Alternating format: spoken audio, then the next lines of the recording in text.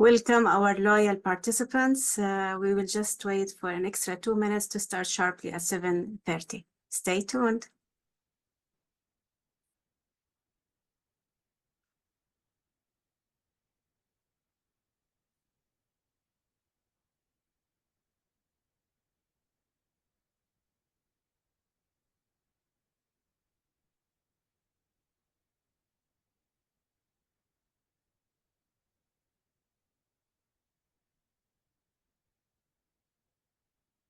We will start in 1 minute.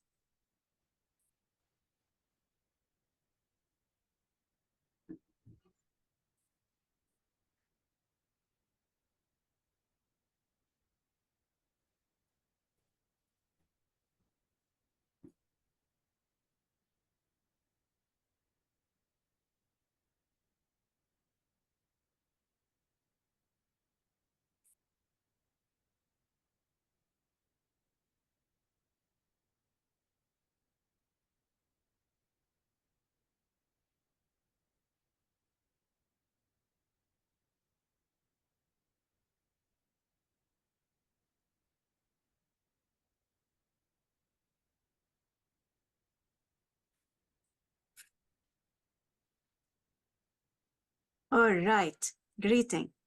Good evening, everybody, and welcome to the last webinar of the 2023 hosted by the IPH. And today's talk is about intuitive eating. So welcome to a very interesting topic that we are gladly to close the year with. As you know by now that our webinars are part of the global campaign, This is Public Health. And as you know by now, we are also associated with ASFER as well as the Emirates Public Health Associations. Our webinars are accredited by the United Arab Emirates University as 1 CME Category 1. Some logistics and housekeeping issues. If you would like to ask questions, please, you're going to look question and answer options in the middle bottom of your screen. And you can submit your question during the presentations. However, we are going to answer all your questions at the end of the talk. At the end of the webinar, we will share a link in the chat for the evaluation of the webinar. So please make sure that you fill that evaluation in order to obtain the certificates with the CME code. Another housekeeping issue is that this webinar is recorded, as you know by now, and the recording is going to be posted on our YouTube channel, Institute of Public Health, CMHS. So please stay tuned and watch all the webinars which will be uploaded into our YouTube channel. Okay, without further ado, let me introduce the speakers of today's webinar. We are really honored that Dr. Rita Samuel is actually speaking with us today. She's an instructor at the College of Medicine, Department of Nutrition and Health at the United Arab Emirates University. She is a specialist in nutritional therapy and dietary behavior. She holds a master's degree from McGill University, Canada, and she is certified by the Canadian Board of Nutrition and Dietary Therapy. She is also certified by the Canadian Board in Alternative Medicines and Naturopathy. She has worked in various specialists in Canadian hospitals, and Dr. Rita believes in the importance of spreading the culture of therapeutic nutrition. She is a writer for the Canadian Days newspaper and has her pages on social media platform. Whatever we say is not enough to introduce Dr. Rita, and I get the chance to get to know her more and more closely in the past 2 weeks. So I'm honored actually to call her a friend. And without further ado, I will leave the room now. So I will stop sharing and ask Dr. Rita to share her screen. And her topic is actually timely because we are always thinking, especially now with the holidays, with the winter break, it's cold, we want to eat, and we always think what type of diet I'm going to use so I can wear my clothes or whatever. So we will leave the room for Dr. Rita to enlighten us about dieting. So Dr. Rita, the floor is yours. Thank you, Dr. Azhar. Thank you for the introduction. And the pleasure is mine knowing you and calling you a friend. I would like to thank the IPH as well for hosting me today in this webinar. So let me just share my screen. Yes, sure.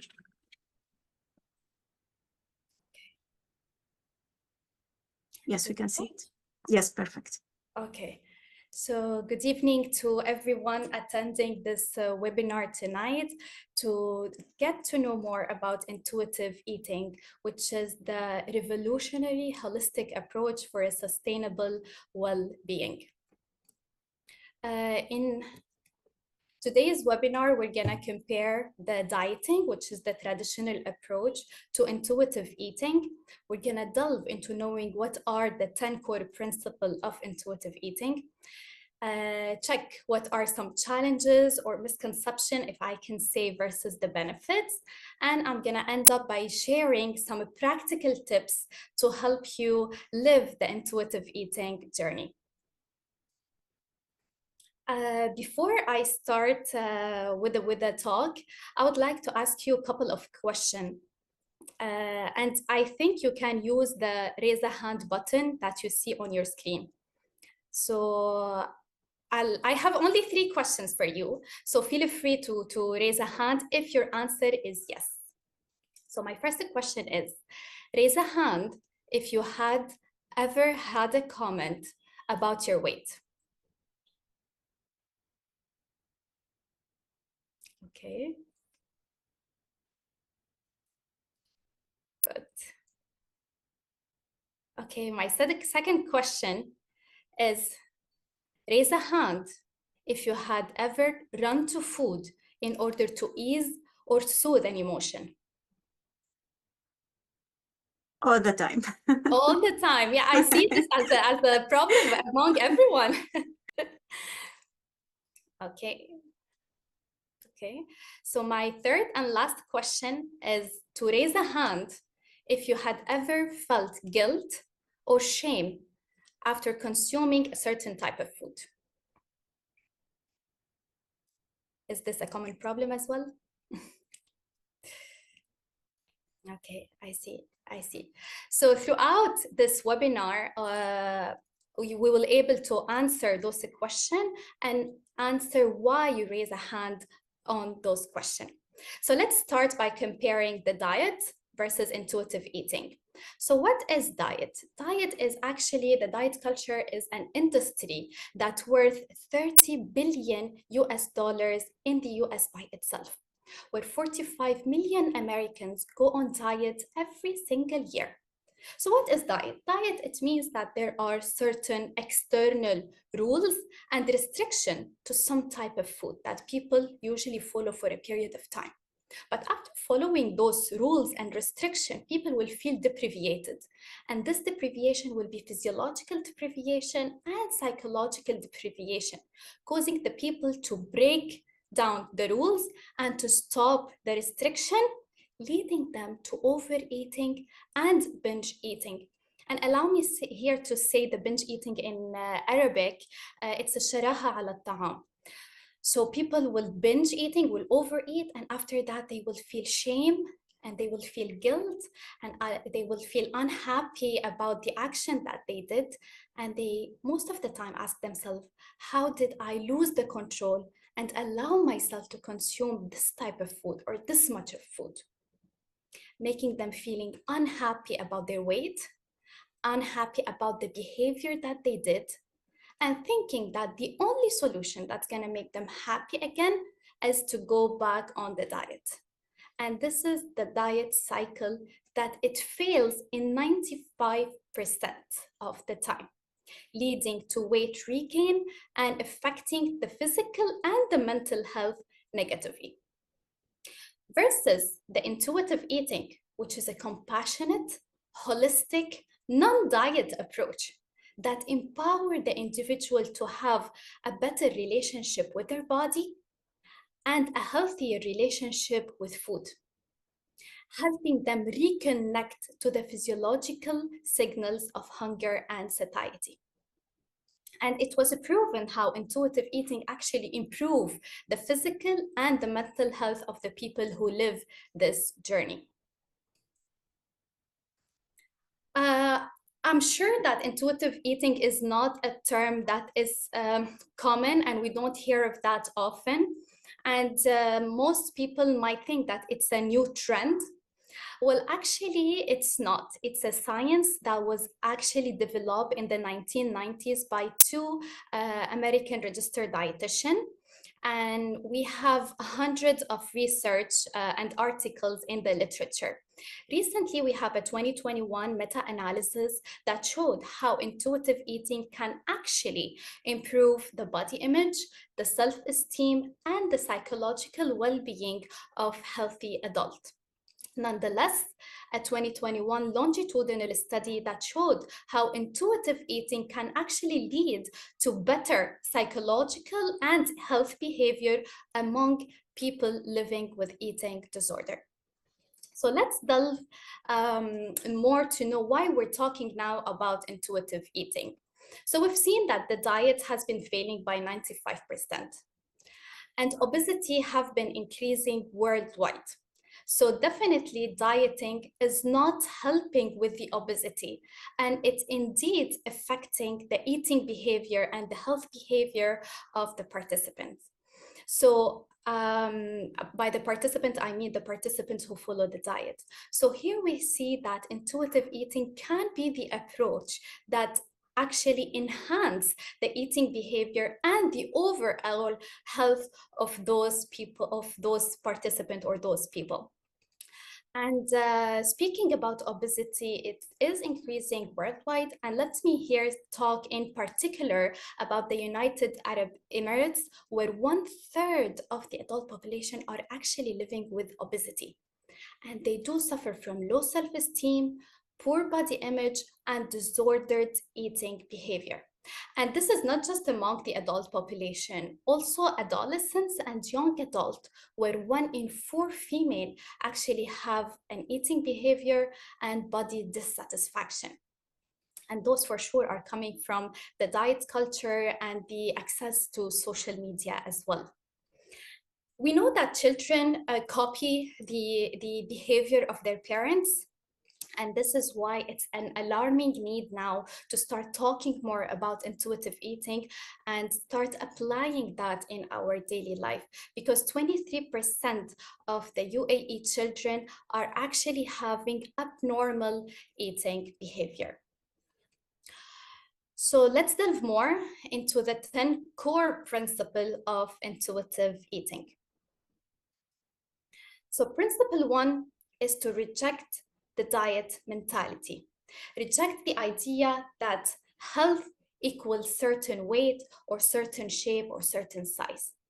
Reject the idea that following external rules and strict dieting and arriving to the perfect weight will guarantee a healthy life or are the keys to success.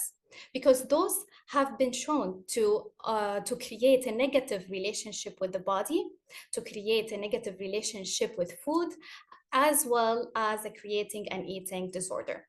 So shifting the focus from weight loss to focusing on nourishing our body and enhancing our overall health will indeed contribute to taking care of ourselves from a holistic manner. Principle 2 is to honor our hunger, to acknowledge the physiological signals of hunger. When we feel our stomach start growling, it is when we need to consume the food. But rather in the diet culture, what do? We suppress those emotions until it's lunchtime to have lunch, until it's dinner time to have dinner. And here, let me just give you a small example. If you have a baby and the baby is crying because it's hungry, do you give the baby the milk, or you tell the baby to wait a couple of hours until it's lunchtime? Definitely you would give the milk, right? And this is same for us adults, but we tend to lose this connection with our physical hunger cues due to the diet culture, due to environmental factors. So as a tip, what we can use in order to reconnect with those signals is the hunger scale to assess our hunger, and later on we can enjoy the meal. Principle 3 is to make peace with food. To stop categorizing food into healthy versus unhealthy, good versus bad, and allowing the permission to have any type of food anytime you want. And this might be weird coming from a registered dietitian, you think? But trust me, with intuitive eating, once you allow this permission, you'll have a healthy relationship with food and you'll embrace a flexibility among the food choices that you make. So just a small tip in order to start this piece with food, just create a list and identify the food that either was restricted in the past or you forbid yourself from consuming or you consider unhealthy or bad, and start introducing that slowly and check your body respond toward those items. Principle 4 is to challenge the food police. And by food police, I don't mean dietitian or nutritionist here. I mean the inner voice of guilt and shame that it's common after consuming food that was previously forbidden. So once we make peace with food and we challenge those negative thoughts that cross our mind, we can create an actual peace with the forbidden food that was restricted in the past. Principle 5 is to respect your fullness. As we honor our hunger in the principle 3, now we need to respect our fullness because we sense the fullness as we sense the satiety level. And there is several levels for satiety, and what is better for our health is actually to reach the comfortable fullness. By being connected to our hunger and satiety cues, we'll be able to arrive to this comfortable fullness level. And by doing so, we decrease the overeating and we decrease the discomfort feeling of fullness. How we can do that? Actually, by practicing mindful eating, by eating slowly and savoring every bite that we consume, we can actually get back the connection with our cues of satiety. And when we do so, we actually arrive to satisfaction factor, which is principle number 6. And I think we all agree that food brings pleasure and it's a enjoyment activity. Food is not just about providing our body with energy or nourishing our body. It's a whole experience that includes the cultural aspect, the social aspect. So let's enjoy that. Let's stop having the fight with the food choices that we make. Let's include all our senses in the meal. So once we try to smell the food that we're consuming, the aromas involve the taste, the texture, the flavor, enjoy a meal with the people that we love, and try different cuisine for different cultural aspect. Here, then we arrive to the satisfaction factor, especially by including the comfortable fullness level that was mentioned in the principle before. And because intuitive eating doesn't just focus on the physical health, it does take into consideration the psychological and the emotional well-being. And it's specified a whole principle that delves into that, which is principle 7, and it's when we need to honor our emotions and our feeling without using food. And this is the question that I think most of the people raised hand for, that I asked at the beginning of the webinar. So most of us, once we're feeling down, once we're feeling stressed, once we're feeling anxious, once we're feeling angry, or even when we are feeling happy, we tend to choose selective type of food in order to soothe or ease the emotion that we are feeling. In the intuitive eating, it enhances the understanding of those emotions. So let's find different strategies or different mechanisms that we can cope with our emotion rather than just running to food. Because food might provide comfort, I'm not saying no, but it's going to be a temporary comfort. It's going to be for a short period of time. But we need the strategies, we need mechanisms that are sustainable and that's going to provide comfortable for a long period of time. So what can be some of the strategies? We can engage in a physical activity to release the stress, to release the anger that we are feeling. We can even start journaling, noting down the emotion that we are feeling, why we are feeling those emotions, and how we can avoid what happened in the situation or what caused actually those emotions. We can do a relaxation technique or a breathing technique, or even just call a friend and seek help or support or share the problem with. Principle 8 is to respect your body. And this is a very important principle because it does involve people. I'm against the weight categorization of normal weight, overweight, obese, or underweight. But if I may use this example because it's easier now, I'll use it now. It involves people who are overweight, obese, underweight, and even people of normal weight. They do have body image problem.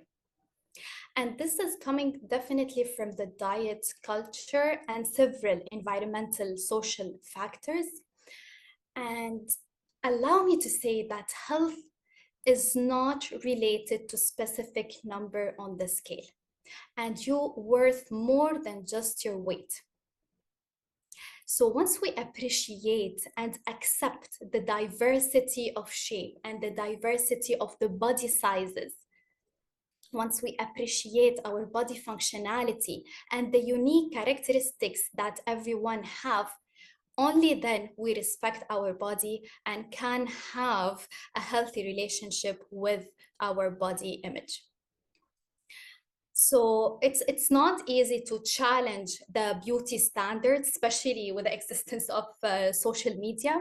But this is the first step to challenge the beauty standards that are there, to start doing positive talk and positive affirmation toward our body and toward the strength and the functionality that our body is able to do. Of course, every time we talk about health, we need to mention physical activity. In the diet culture, why do we exercise? We exercise to lose the weight, or we exercise to burn the calorie of the meal that we consume last night, for example. Although on the other hand, in intuitive eating, we do enhance the idea of exercising from a point of view to enjoy the activity, to enjoy the movement that we are doing. So let's explore and discover all the physical activity and all the exercises that are there, and choose what suits us, what suits our health, our health status, our health situation, what suits our lifestyle. And based on that, we can enjoy the physical activity that we are doing. The last principle is to honor our health with a gentle nutrition. And in this principle, it kind of merge all the previous principles together and focus on the importance of holistic health, like taking care of our health from a holistic manner. And holistic, it means like the physical health, the psychological, the mental, the emotional, the spiritual, the overall well-being that contribute to make us healthy.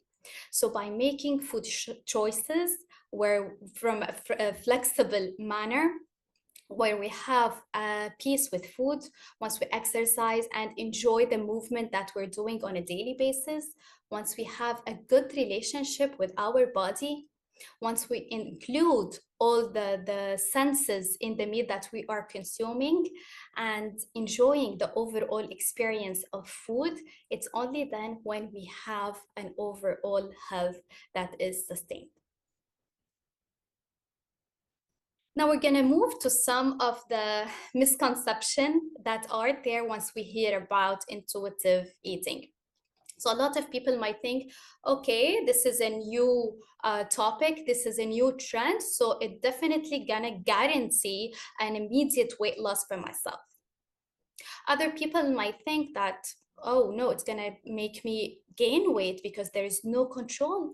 There is no control for the portion of food that I'm consuming, and I can consume anything that I want. So there is this dilemma of a misconception that happens when people hear the first time about the intuitive eating. Although the benefits of intuitive eating focus on having an overall health, on nourishing our body, it doesn't focus on the weight, it doesn't focus on the shape, it doesn't follow the beauty standard. It makes you sustain your health from a holistic perspective. It empowers you to have a healthy relationship with your body. It emphasizes on the importance of healing the relationship with the food by not categorizing them into good versus bad food. And it takes into consideration our emotion that sometimes trigger and the motive behind them and behind the food choices that we actually do. So here I would like to share some practical tips with you. And those practical tips will enlighten your intuitive eating journey. So I'll be very happy if from now on, and especially as Dr. Azhar mentioned at the beginning of the webinar, we always think about food, it's getting colder. So I want you to focus not just on dieting, I want you to start focusing on your overall health, on your overall well-being. And once you're doing that, you will be able to sustain those practices and those behavioral for a long period of time rather than just following a diet for a short period of time. We can start by creating a list of the food that were either restricted before or forbidden, and start including those food one by one into our lifestyle and check our body response. Not to forget when we're doing so and when we're consuming every meal to recognize and connect with our body, to check our physiological cues of hunger and satiety. And in order to do so, we can use the hunger scale to assess the hunger level, and as well as we can pause halfway having a meal and assess our satiety level in order to reach the satisfaction factor that is there around the meal with the social and the cultural aspect. Engage in the physical activity that brings joy to your movement. You don't have to go to the gym. You don't have to do cardio. You don't have to do weightlifting or strength exercises. Just do the activity that suits you, that suits your lifestyle, that suits your personal health status, and enjoy the activity that you are doing around your day. Start by replacing the judgmental self-talk by positive affirmation, because our mind is so strong and it can make the difference. So by changing the negative talk, the negative judgment to positive affirmation, it's only then where we can feel the difference. Not to forget the emotional aspect, where we can find alternative mechanisms and strategies in order to cope with our emotion rather than just running to food. So as a conclusion, I would like to remind you that intuitive eating is not a diet. Intuitive eating is a journey.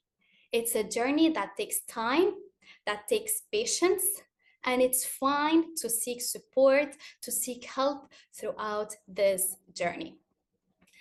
And let me here end with this quote, excuse me, and this quote that represents in this picture, that body size is not an accurate indication of health. Thank you for listening, and now I welcome your questions.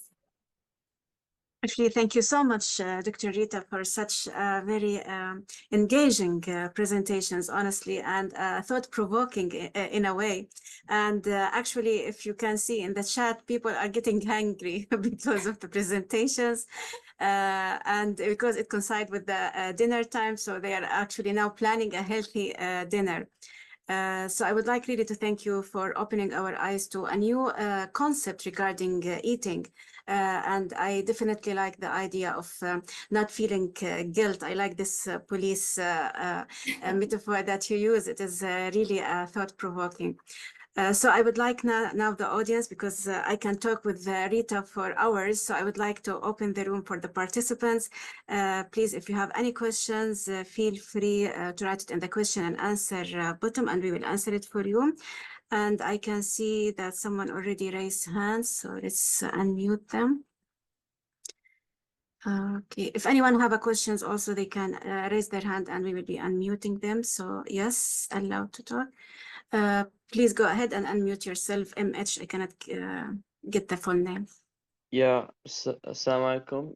I was saying, what will happen if I started eating only healthy food? Yani, no fast food, no chocolate, no fast food, only eating healthy food. Will it make difference if I eat healthy food every week, for example? Okay. Here, let me just give you an example. Okay? Close your eyes and do not imagine an elephant. Okay. Yes. So, did the elephant image appear to your mind? Yes, it did.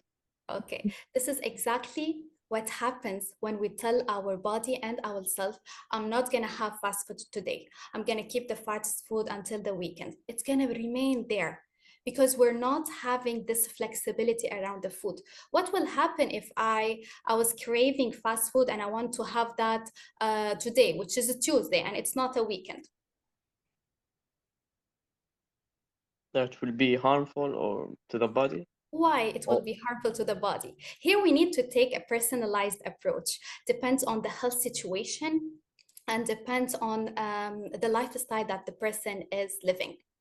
Okay, we cannot generalize and tell people that you need to eat fruits and vegetables every single day of the week and keep the fast food over the weekend, because at the end we are human beings. We are not robot. We cannot be programmed in such a way that the diet culture actually enforces us to be and enforce us to believe. So once we have this peaceful relationship with food, once we stop categorizing food into healthy and unhealthy, trust me, we will arrive to a level where we know how to actually balance the food that we are consuming without thinking. I hope that's this interesting. answered your Yeah. question. Yeah, that's more than satisfying. Thank you very much. Thank you. Thank you so much for your questions. There's another questions from Dr. Ali Al-Rahma. He said that it's already mentioned by you, but can you give more examples on how can we control the over eating if we use this approach? Okay. Thank you for this important question. So actually, the intuitive eating is not about controlling the overeating. If you've been following diet for a period of time and you decided to live the journey, and I'm emphasizing here on the word living a journey because it's not a diet. So if you've been doing a diet and decided to live the journey of intuitive eating, definitely the first let me say like couple of days or weeks, depends on the person, the people will tend to overeat. Why? Because they've been restricting themselves and forbidding themselves from consuming the food that they used to like, or the food that actually, the portion size that actually requires to their body. So definitely at the beginning of the intuitive eating journey, people might overeat, but then they will get used to having this permission around the food, every type of food, without even controlling that. And the only senses that will get there are the physiological sensation of hunger and satiety. So we will be more connected to our body. So our stomach, it's the organ that's gonna tell us, okay, now you're hungry. And once we get connected with our body, we'll only know when we are actually full. And trust me, then you will enjoy the meal much more than if you control yourself to a small portion size, and you will get the actual amount of food that your body is requiring. That's an excellent answer. We have another questions from Dr. Affat, and she's asking, what about people who have medical conditions, like, for example, diabetes? So I guess now they will be so happy that they will eat sugar. So what's your advice to them? Exactly. Thank you, Dr. Affat, for your question. Actually, intuitive eating can be also incorporated in the therapy for people with medical condition, for people with hypertension, cardiovascular diseases, and even for people with diabetes. So it's a whole journey that people with diabetes need to follow. Sometimes with type 1, we teach them how to count the carbs that they are consuming in order to match the insulin units. So it's at the end, if I can summarize this answer, because it's going to take me another 30 minutes to answer, but if I can summarize it here, we need to take a personalized approach to teach people to consume from everything. But when we have this flexibility, when we have this balance around food, it's not going to be forbidden. It's fine to consume it, but what to consume it with? What's the other components? What's the other protein source that I'm consuming, for example, this chocolate or this sugar with? Okay, so it won't increase the glycemic index, the sugar in the blood for people with diabetes. Yeah, that's an excellent answer, and I think it will help and not let them feel like they are a victim, because when they feel that they're a victim, that will increase the cortisol level as well. So they will feel normal, then they will can able to control it. Yeah.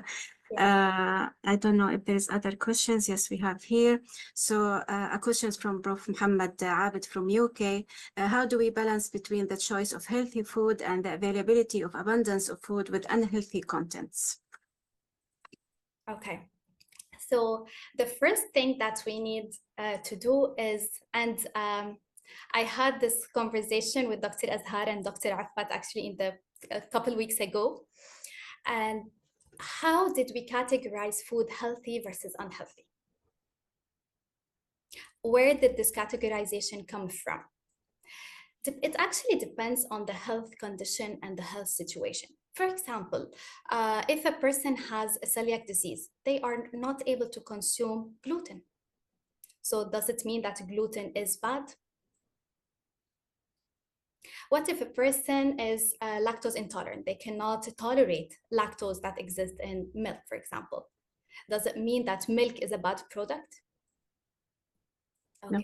So here it goes back to the personalized approach, individualized approach again, and creating this piece, like all food are good food. God created food for us, and in order for us to enjoy the food, in order to give us this benefit. If it doesn't contain any benefits, like from a macronutrients perspective or micronutrients perspective, it's there, the benefit, it's there in the enjoyment of the flavor or the aromas of the food that we are consuming. So if we just forget what diet culture have planted in our head as categorizing the food, we can have a healthy relationship. We can heal this toxic relationship, because food at the end is not our enemy. So once we have a healthy relationship with the food, we can only then know how to balance and what to consume. And this, again, I want to emphasize on the personalized approach based on the health condition of every person. That's a very excellent answer. And I'm sure, Dr. Rita, that your students and your patients are actually very satisfied with your approach, because you're having a unique approach in which we Exactly. have peace with food, because as you said, it's not the enemy. So there is a question here, actually, some comments, actually, people are saying, thank you for very interesting webinars and very informative sessions. But there is a question from Yasmin. She's saying, what if a person fails to follow the 10 principles and he keep gaining weight? So what's your approach? Exactly. Very interesting question. Actually, when we're following the intuitive eating, our end goal is not to lose the weight. It's to focus on the overall health, the overall well-being. And when we assess people to live this journey, of course, intuitive eating is hard to be followed, especially with all the environmental and social culture industry that's around us. So we assess the people based on every principle, and we see where those ideas mainly coming from like the diet culture, from the over control, from a bad relationship with food, from the body image disruption, from the eating behavior. And based on that assessment, we actually start guiding the people, giving them exercises. It's not similar to what people are used to get from dietitians, like a diet or a meal plan. It's exercises that we actually live this journey together, and those exercises will enhance their eating behavior, leading them to enhance their overall health from a holistic perspective. So it's not just about the weight loss. And people can arrive to lose the weight at the end of intuitive eating, but this is not our focus once we're living this journey together. Yeah, excellent. So there is a comment from Dr. Ruwaida. She's saying that she thank you for the concept of intuitive eating that you introduced for her today, and thank you so much for explaining it. You even told me that 2 weeks ago you had to present also to the residents, and this was new for them, and they started to understand that the meaning of food and the good relation with that. So I have here a question asking about the cortisol level. Can you like give more information about how to control the cortisol level, or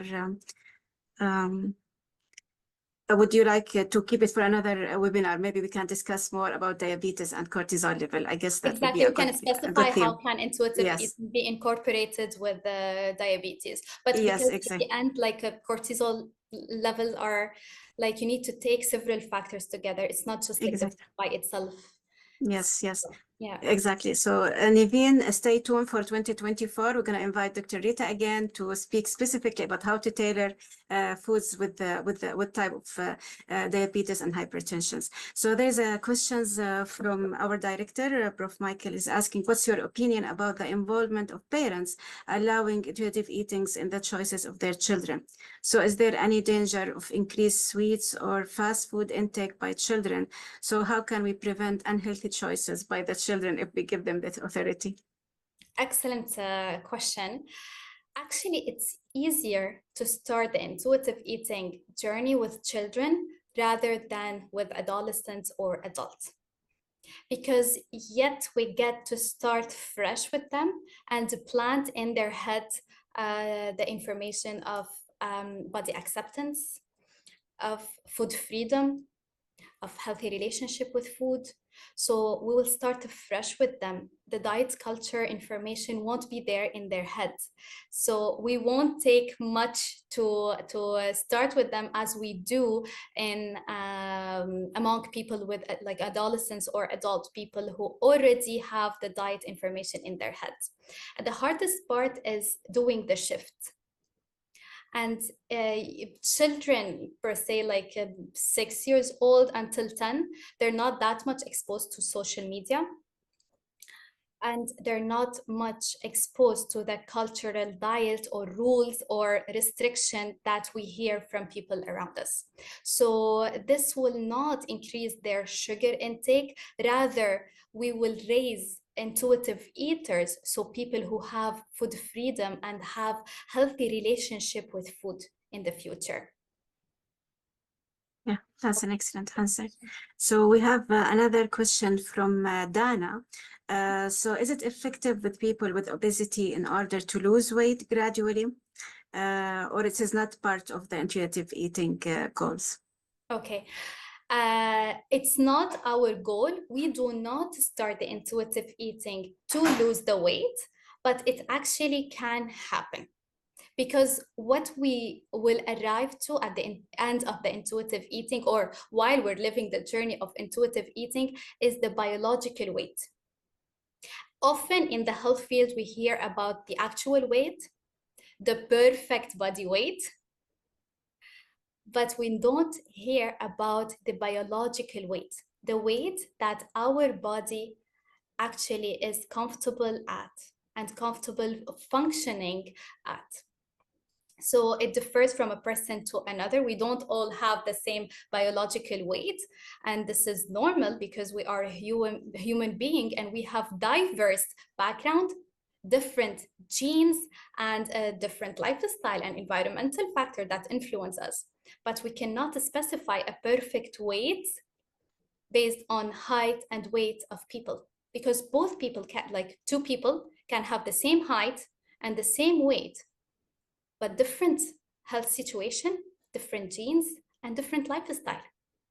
Those for sure will contribute to their weight status. So it's not our end goal.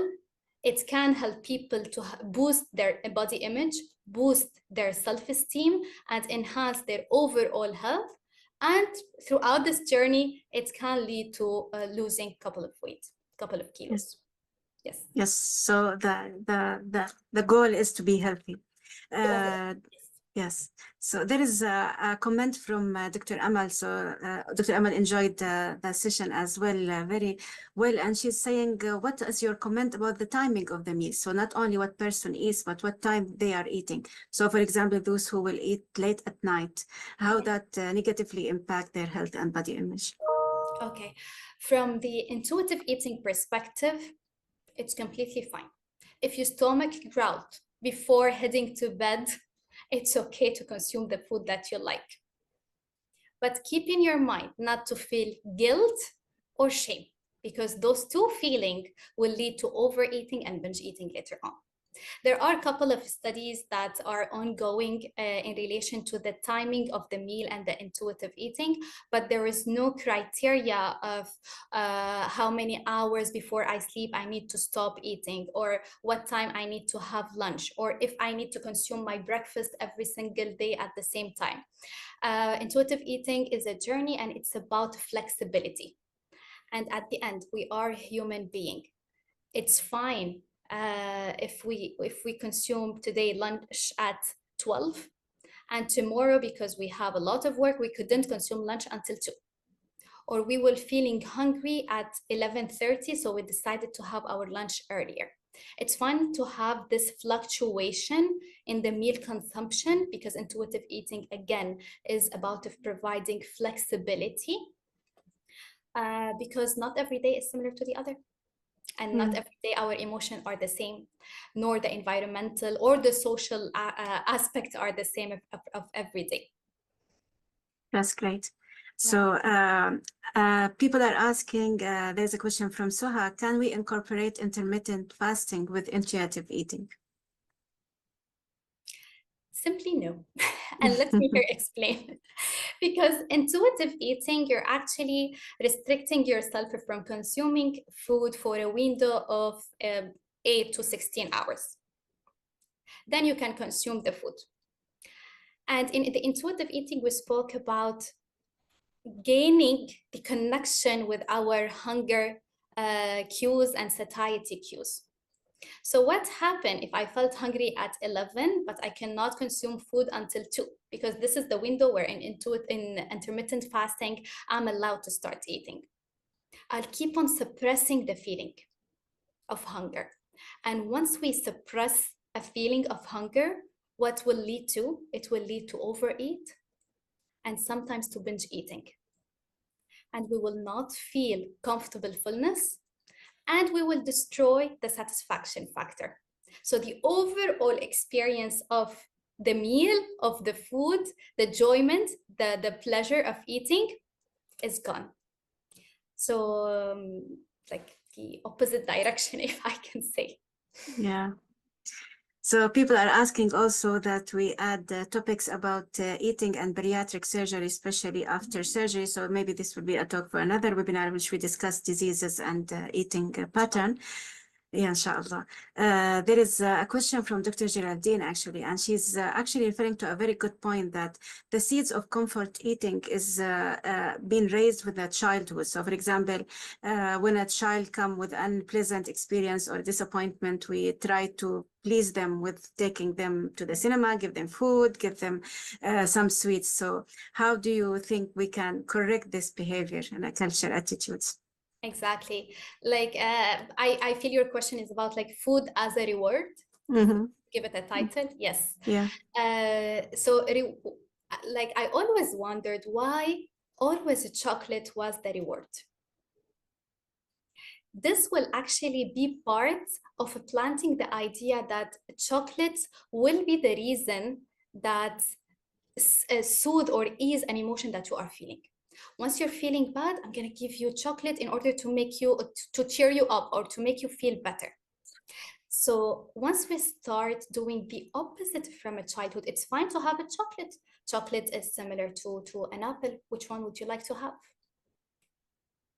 And once we state that no need to hide the chocolate and no need to provide fruits all the time, let's provide both and see what the children will take.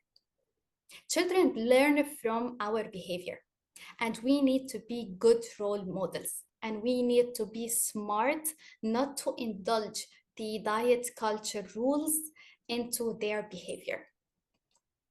So working with kids on those tips and strategies, find the strategies that match your kids, because kids might also get some influence from their friends at school if they're taking their lunch boxes with them.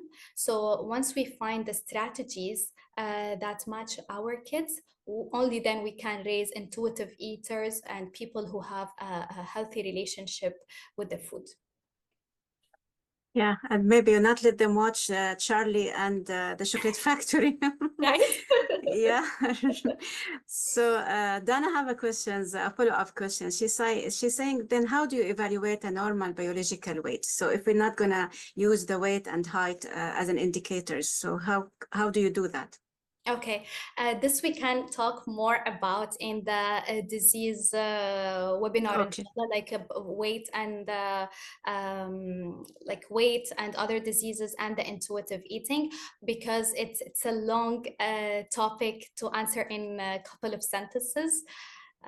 So I'll leave that to next Sure. time, inshallah. Yes. So Dana, stay tuned. We promise you we'll invite Dr. Rita again based on all these questions and the positive feedback we are getting. So Dr. Rita, get ready. We'll invite you again, inshallah, after Dr. Afat permission, so we can address all these questions. So before I close, I have a question from Shamsa, and she's asking, how can you reprogram the child's, like for the tips that you already mentioned, which are an excellent tips for children to adopt in their daily lifestyle, especially that they spend a lot of time on the digital platform. So how can we incorporate these healthy tips with them? Okay, a very good question, and I love when intuitive eating starts with the children. Basically, this depends on the age of the children, the age and the surrounding of the people, like the family, the school, the friends. So it depends on where in the 10 principle we find the problem. This is where we help actually, and we guide to have the actual strategies and mechanisms that can help the children have a healthier well-being. Perfect. So a lot of people are asking in the chat and in the questions how they can contact you. So already your email is being shared by your presentations, and we already shared it here. So it is r.samuel@uaeu.ac.ae. And Dr. Rita is also available on the social media, on LinkedIn and Instagram. So you can even follow her there. And we promise you, already booked, Dr. Afat stated that you're booked for the 2024. So we will let you know through our, yes, thank you. So you're generous, and we are abusing that. So thank you so much. My pleasure. Actually, thank you so much. So we'd like really to extend our sincere gratitude for accepting the invitations and the invitation again, and for delivering an outstanding and highly valuable presentations. And I can tell from the question and answer and the chat that people actually benefit from the presentations, and this is what we usually expect from our speakers and our webinars. And at the end, thank you so much for being loyal and for all of those who attended all our webinars in 2023. And we really look forward for you to continue being loyal with us in 2024.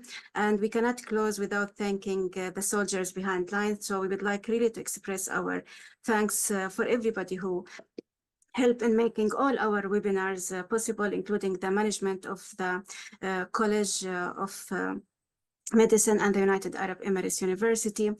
Special thanks goes to Prof. Michael Griffna, the director of the Institute of Public Health, for his unlimited support and actually making sure to attend every webinar despite all his busy schedule. Special thanks goes to our faculty for being loyal and attending our webinar as well.